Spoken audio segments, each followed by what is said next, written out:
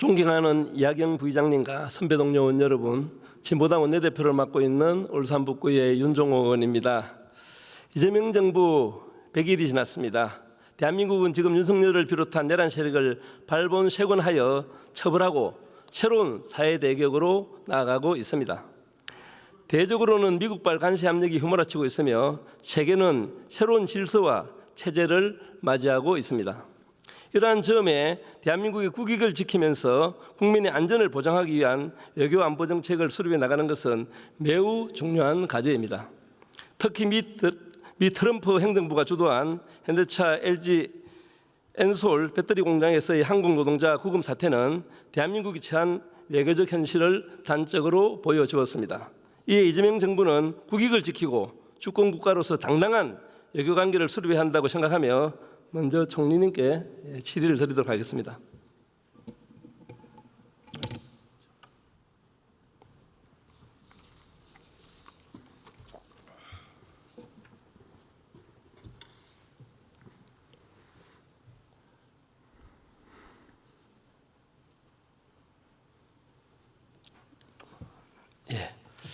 총리님, 이번 트럼프 행정부에 의한 한국 노동자 구금 사태로 인해서 국민이 느낀 굴욕감, 또 분노가 엄청나게 큰데요. 또 미국에서 일하는 노동자들의 불안감도 크다고 생각합니다. 이런 국민적 분노와 불안감을 녹여내기 위해서 고민이 요즘 많으시죠?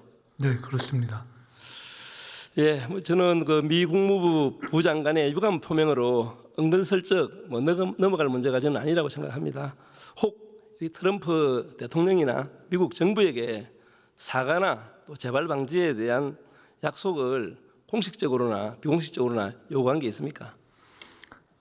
이 일이 시작되고 이 문제를 해결하고 구금되어 있던 국민들을 다시 모셔오는 과정에서 처음부터 강력한 항의와 유감을 표시했고 그런 것들이 작용했기 때문에 미국 측으로서도 이렇게 우리 국민들을 다시 돌려보내는 것을 포함해서 최근에 미국 국무부 부장관이 유감 표명을 한 것까지 이어졌다 이렇게 보시면 될 것 같습니다. 예, 저는 국민들의 마음을 달래기에는 역부족이었다 이렇게 생각하고요. 또 이번 구금 사태에 대해서 트럼프 정부의 공식적인 사과가 있어야 되고 또한 노동자들에 대한 배상 또는 재발 방지에 대한 대책 이런 것들이 분명해야 된다고 생각합니다.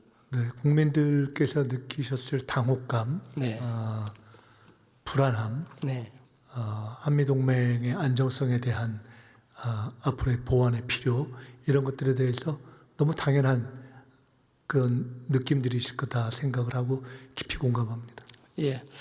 다음 일방적으로 진행되고 있는 간시 협상의 판도를 저는 근본적으로 바꿔야 된다고 생각하고요. 몇 가지 제안과 질의를 드리도록 하겠습니다.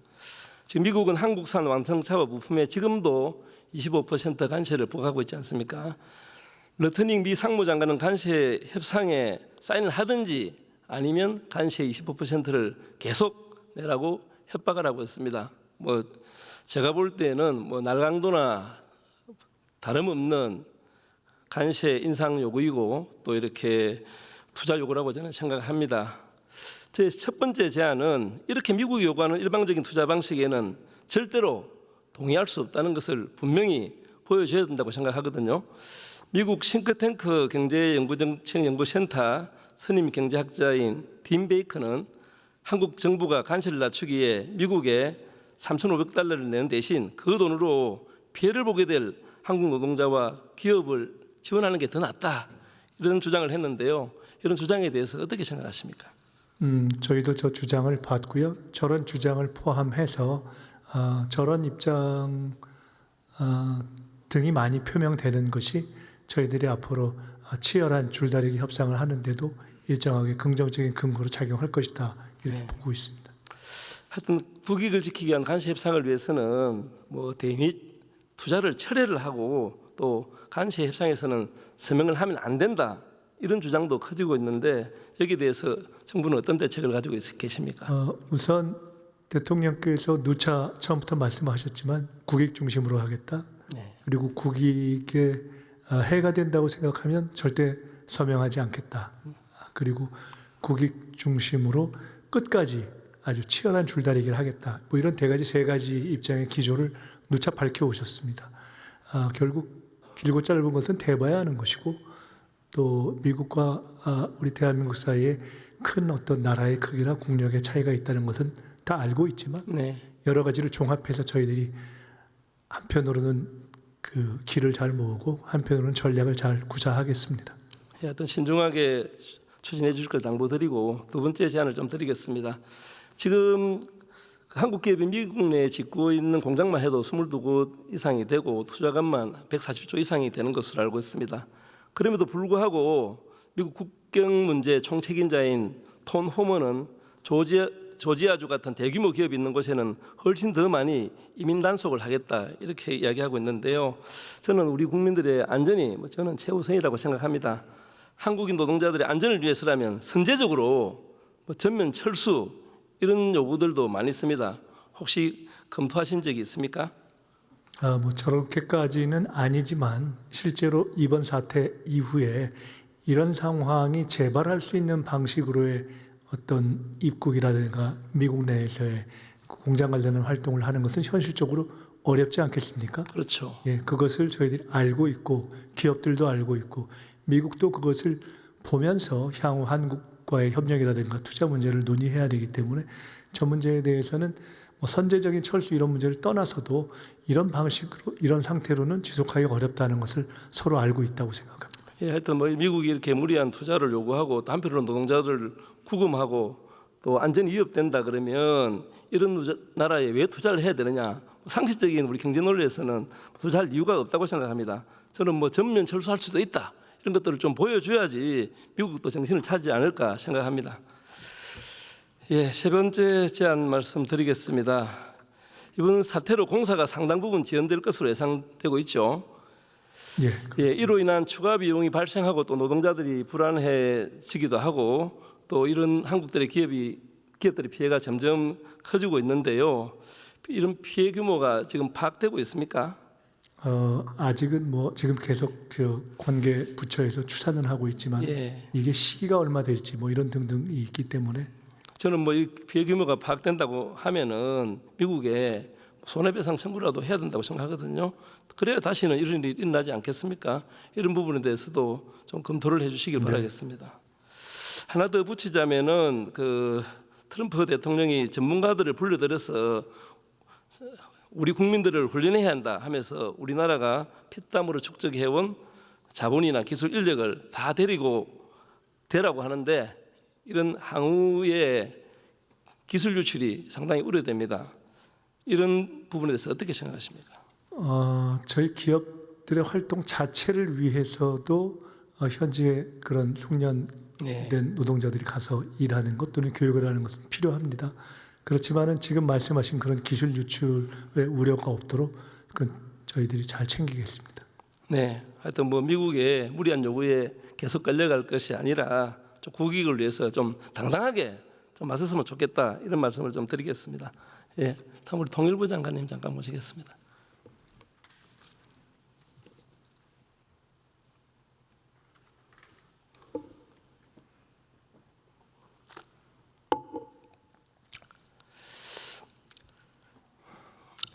예, 장관님, 한미일 연합 훈련은 정부 정책과 현장이 불일치하는 이런 모순을 안고 있다는 지적이 많습니다. 그래서 지금 한미일 연합 훈련인 프리덤 엣지가 지금 진행 중에 있지 않습니까?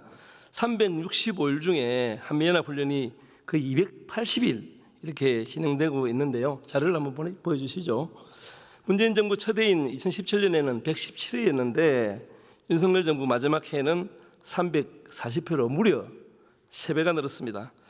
한미 합동 군사훈련이 방어적 훈련이라면 그 성격에 맞게 해야 하는데 작전 변경을 대만까지 넓히거나 또는 평양 수복작전이나 참수작전 명목으로 하거나 핵전쟁을 전제한 이런 훈련들을 하고 있습니다.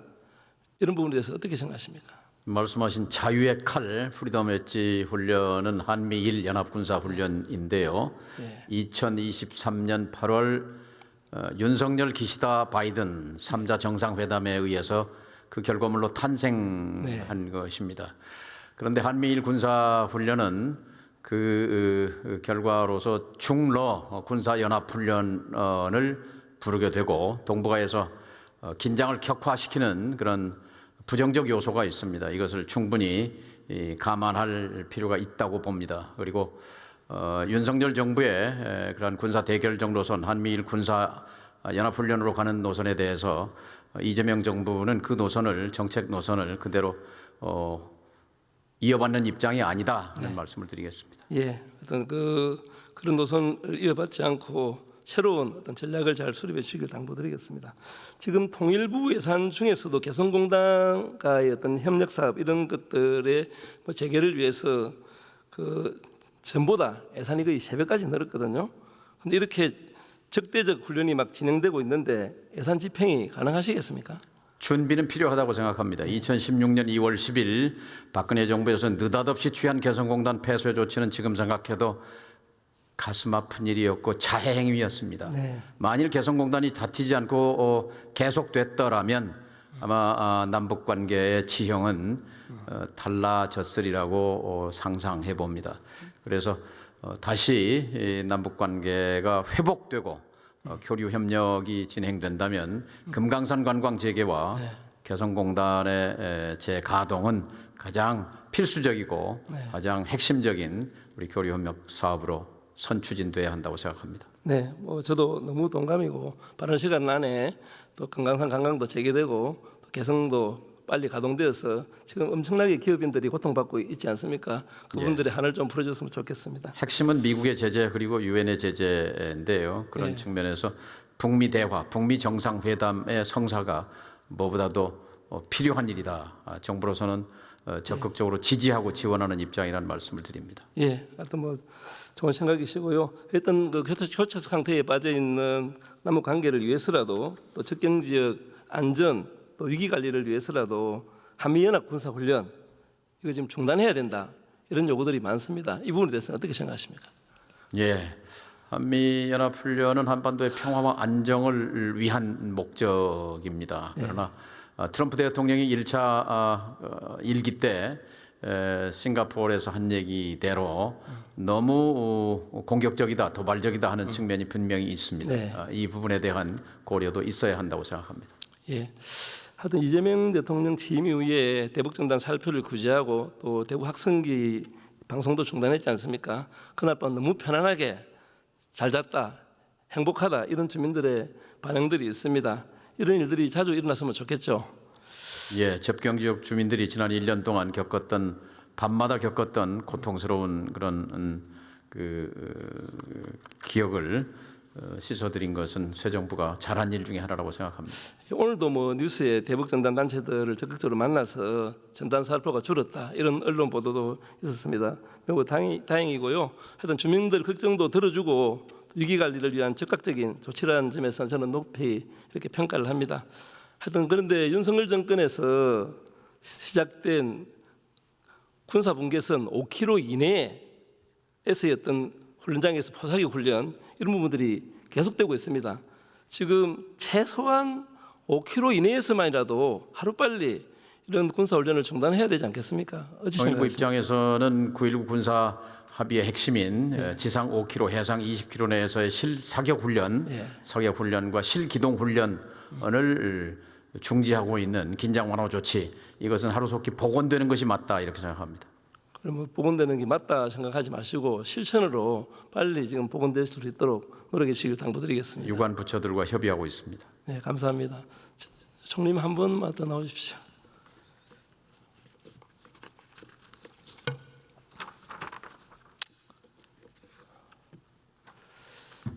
예, 총리님 지금 10월에 우리나라의 큰 행사인 경주 에이펙 회의가 개최되지 않습니까?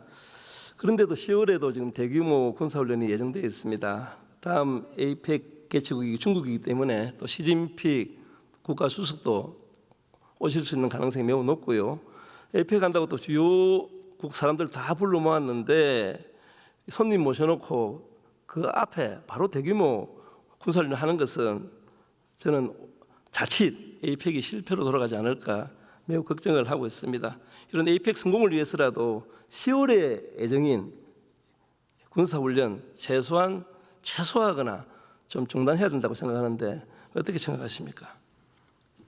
그 훈련 자체가 갖는 또 고유한 의미가 있기 때문에 현재로서는 그에 대한 변동은 생각하고 있지는 않습니다만은 그런 것을 포함한 어떠한 것도 APEC의 성공적 개최에 또 부정적 영향이 있어서 안 된다라는 지적에 대해서 저희들이 유념하면서 좀 살펴보겠습니다. 그런데 일단 지금 진행되고 있는 한미 합동 훈련과 한미 연합 훈련의 성격도 저는 문제라고 생각합니다. 뭐 이게 서로 보는 입장에 따라서 차이가 있는 것인데 이걸 문제라고 생각하는 분들이 훨씬 더 많습니다. 지금 프레드 매치 훈련에 대해 미국 인도 태평양 사령부가 해상에서 중국 봉쇄 전력을 강화했다고 발표를 했습니다. 중국을 태평양으로 못 나오게 미국이 정한 돌연선 이것을 지키겠다는 것인데 문제는 훈련 장소에 대한 인접 지역이 대만까지 포함되는데 문제가 있다고 저는 생각하거든요. 자료 한번 보여주시죠. 주한미군 사령관이 우리나라를 일본과 중국 본토 사이에 떠 있는 섬이나 또 고립된 항공모함과 같다고 발언하는가 하면은 주한미군은 한반도 지도를 뒤집어 대만과 필리핀이 더 잘 보이게 해 교육용으로 사용하고 외부인사에게도 브리핑을 했다고 합니다. 이는 미국이 추구하고 있는 한미동맹 현대화와 주한미군의 전략적 유연성을 추진하는 것으로 보여집니다.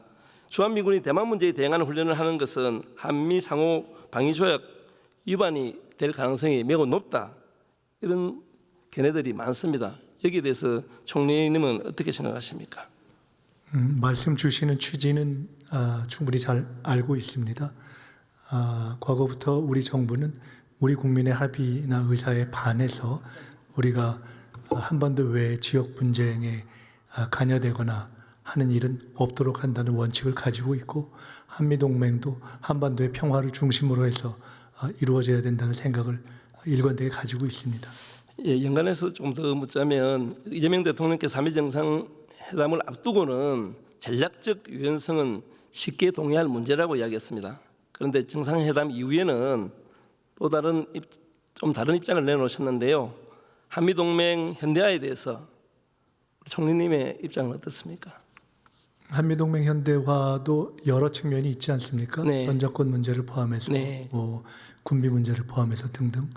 그에 대해서는 현재 추가적으로 더 구체적인 논의가 진행되고 있는 것은 없기 때문에 제가 거기에 대해서 현재 말씀을 드리는 것은 적절치 않은 것 같습니다.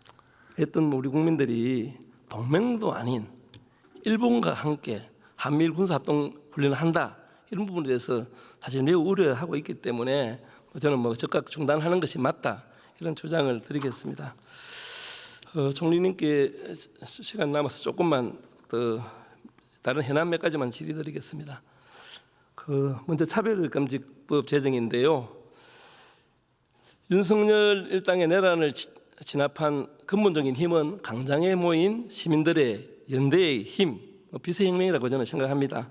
그 비세혁명에서 나온 가장 많은 외침 중에 하나가 차별금지법 제정입니다. 인간은 누구나 차별받지 않고 존중받을 권리가 있습니다. 이런 외침에 응답할 때라고 생각하는데 총리님 어떻습니까? 네, 적극적으로 사회적 논의를 하려는 생각을 가지고 있습니다. 그런데 아직까지 이재명 정부에서는 명확한 입장을 좀 밝히지 않고 있고요. 또 이렇게 차별금지법 제정을 위한 공론의 장이 열어야 되는데 물론 국회도 나서야 되겠지만 정부도 좀 적극적으로 나서달라는 좀 당부를 드리겠습니다. 네, 잘 알았습니다. 예, 그럼 다른 우리 정시에 관련해서 짧게 말씀드리겠습니다. 정시 없는 복지는 허구다. 이거는 변함없는 진리라고 생각하는데요. 최근 대주주 요건을 둘러싼 논란 때문에 정부도 많이 당혹스러웠을 겁니다. 사실 금융투자 소득세를 원칙대로 시행했다면 없었을 문제인데요. 저는 2차례에 걸쳐서 상법도 개정했지 않습니까? 이제는 금투세 시행을 논의해야 될 거라고 생각하는데 어찌 생각하십니까? 금투세 지난번에 그 논의를 1차 정리할 때 그때 당에 있을 때 저희들이 정리의 전제는 증시가 일정한 수준 활성화된 이후에 이거는 다시 재론하거나 검토한다 이렇게 했었습니다. 지금 말씀하신 증시와 관련한 여러 가지 제도 개선이 막 이루어진 상황이기 때문에 저희들이 이를 통해서 최근 상승 추세를 보이고 있는 증시가 일정하게 활성화된 이후에 논의하는 것이 적절하지 않을까 생각합니다. 하여튼 땀 흘려 일하는 사람들이 더 많이 세금을 내는 왜곡된 구조는 좀 바꿔야 된다. 여기에 좀 동의해 주시면 좋을 것 같습니다. 네. 그다음에 지금 GDP 대비 소득세 부담이 우리 대한민국 6.6%고요. OECD 평균 8.2%, G7 평균 10.4%인 데 비해서 소득세의 정세, 특히 고소득자에 대한 정세가 필요하다고 생각하는데 어떻게 생각하십니까? 네, 큰 틀에서 봐서 능력에 맞는 세금 부담 이것은 적절한 원칙이라고 생각하고요. 구체적인 세제 문제에 대해서는 세제 당국에서 지속적으로 논의를 하고 있기 때문에 적절한 때 저희들이 구체적으로 정책으로 말씀드리도록 하겠습니다. 수고하셨습니다. 네.